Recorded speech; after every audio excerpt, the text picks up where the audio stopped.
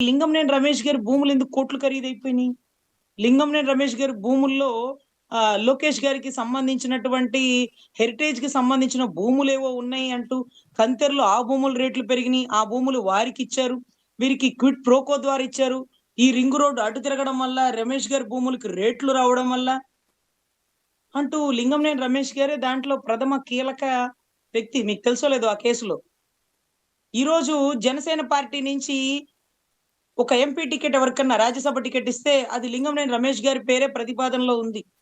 అంటే నాయకుడు చెప్తాడు. జనసేన అధినాయకుడు చెప్తాడు. మా అన్న.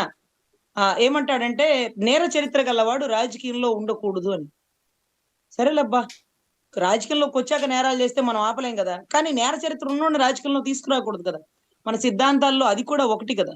మరి ఇన్ని కేసుల్లో లింగంనేని రమేష్ గారు కీలక పాత్ర, ప్రథమ ముద్దాయి అనుకున్నప్పుడు, ఈ రింగ్ రోడ్ అటు తిరిగింది, ఇటు తిరిగింది. ఇదే కాదు చైతన్య యాజమాన్య సంస్థల్ని కూడా ఆక్రమించుకున్నాడు అంటూ, ఆ యజమాని కూడా ఎన్నో ఎవిడెంటరీతో ఆధారాలు పెట్టి కోర్టులో వేసి, ఈ రోజు కూడా అరెస్ట్ పెండింగ్ ఉన్న కేసులు ఇంకా కూడా లింగంనేని రమేష్ గారి చుట్టూ తిరుగుతుంటే, ఆయనకి మనం రాజ్యసభ ఇస్తుంటే రాజ్యసభ అది కూడా జనసేన కోటాలో.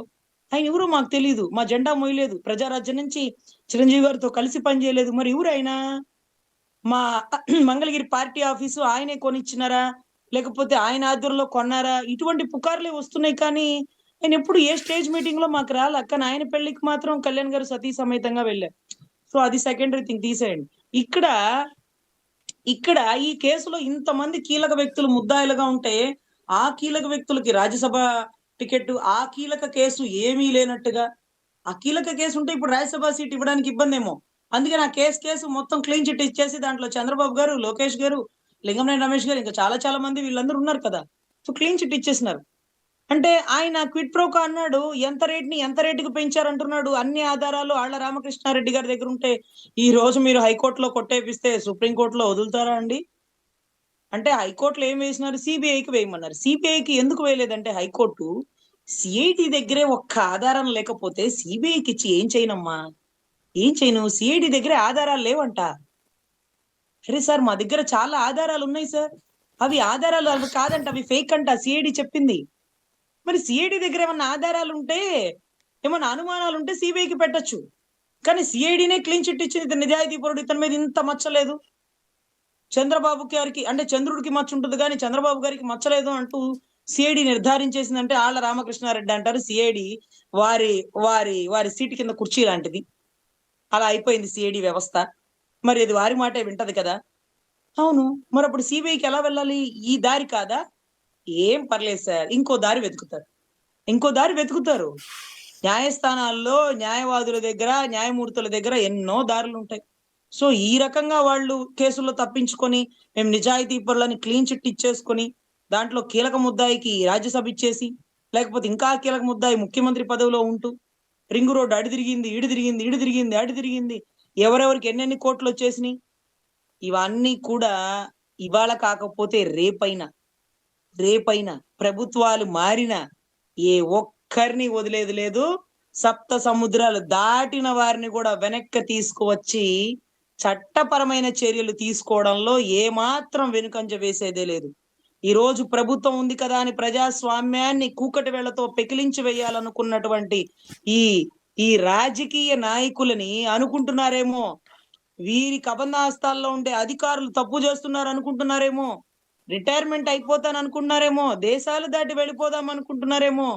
రిటైర్మెంట్ అయిపోయిన వాళ్ళని తీసుకొస్తా. సప్త సముద్రాలు దాటిన వాళ్ళని తీసుకొస్తా.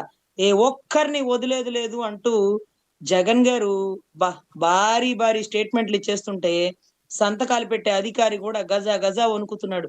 ఏమయ్యా ఇంకెంత సంవత్సరంలో రిటైర్ అవుతా పెట్టరాదా? ఎందుకు సార్ ఆ మాట అంటారు? సంవత్సరం తర్వాత అయినా ఆయన పట్టుకొస్తాడు సార్. ఆయన అట్లాంటి వాడే సార్. ఆయన అంతకుముందు ఎప్పుడు ఇలాంటి ఓపెన్ ఛాలెంజ్‌లు చేయలేదు సార్. ఎప్పుడు ఓపెన్ ఛాలెంజ్‌లు చేయలా. మా ప్రభుత్వం వచ్చిద్ది. అప్పుడు మేమేంటో చూపిస్తామనేవాళ్ళు. ఇప్పుడు ఏకంగా ఏం చూపిస్తామో ముందే చెప్తున్నాడు. ఏం చూపిస్తామో, ఎలా చూపిస్తామో ముందే చెప్తున్నాడు. అంటూ మెడికల్ కాలేజీకి టెండర్‌లేసేవాళ్ళు రావట్లేదు సామి అంటే, ఇంకా 40,000 భూములు ఎకరాల భూములిచ్చే రైతులు ఆలోచిస్తున్నారు మళ్ళీ జగనొస్తేనని.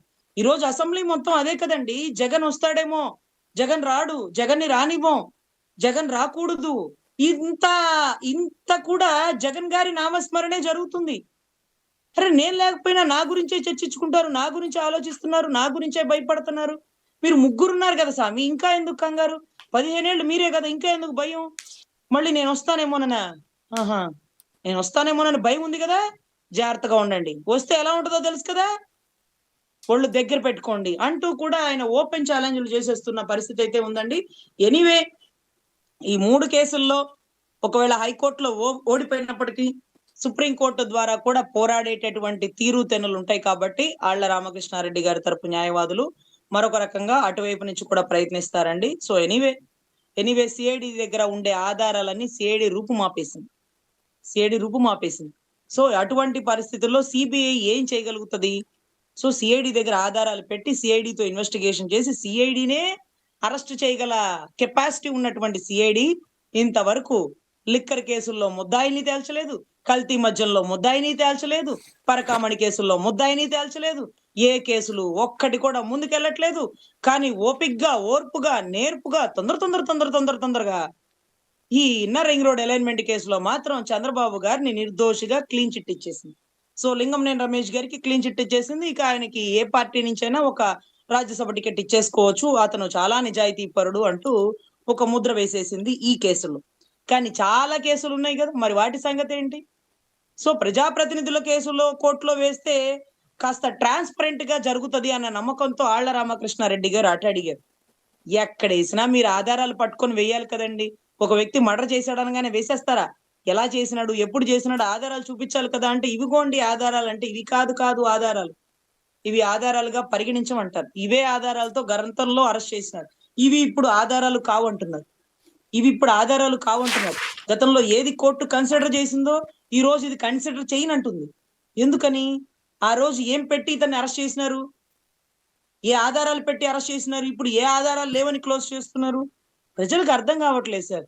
ఓయబ్బా! న్యాయస్థానాలు కూడా రాజకీయాల్లాగే ఉన్నాయే అనే పరిస్థితికి రాష్ట్ర ప్రజలొచ్చేసినారు కాబట్టి, న్యాయస్థానాల మీద నమ్మకాలు పెట్టుకున్నప్పుడు దయచేసి కొన్ని కీలక విషయాల్లో ఇందిరాగాంధీ వర్సస్ రాజనారాయణ గారి కేసులో అలహాబాద్ హైకోర్ట్ ఇచ్చినటువంటి అద్భుతమైన జడ్జిమెంట్. ఇందిరాగాంధీ ఒక ప్రధాని గారి కూతురు అయినప్పటికీ నిరభ్యంతరంగా అక్కడుండే జడ్జి గారు గొప్పగా ఇచ్చినటువంటి జడ్జిమెంట్. ఈ రోజుకి గుర్తుంది. ఈ రోజుకి చర్చించుకుంటున్నాం. అలాంటి న్యాయస్థానాలు, న్యాయమూర్తులు, న్యాయవాదులు మళ్ళీ చూడలేమేమో అనిపించే పరిస్థితి అయితే నెలకొనింది సార్. ఎనీవే పైన ఇంకొక అత్యున్నత న్యాయస్థానం ఉంది కాబట్టి పోరాటం ఇంకొక రకంగా, ఇంకొక తీరులో ఖచ్చితంగా అయితే చేస్తారు అనే నమ్మకం అయితే ఉంది సార్. అత్యున్నత న్యాయస్థానం ఉంది కాబట్టి పోరాటం ఇంకొక రకంగా, ఇంకొక తీరులో ఖచ్చితంగా అయితే చేస్తారు అనే నమ్మకం అయితే ఉంది సార్.